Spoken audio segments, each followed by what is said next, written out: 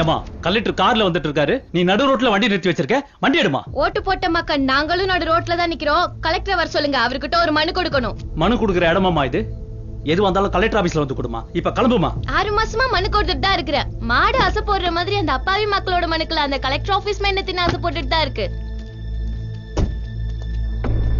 என்னமா பிரச்சனை?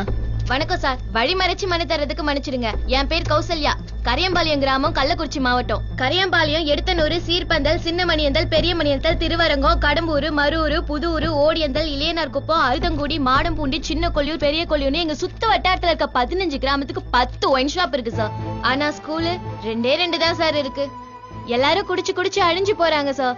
10ஆம் கிளாஸ் படிக்கிற பசங்களாம் கூட குடிச்சிட்டு அப்பா நெஞ்சில எட்டி உதைக்கிறாங்க சார்.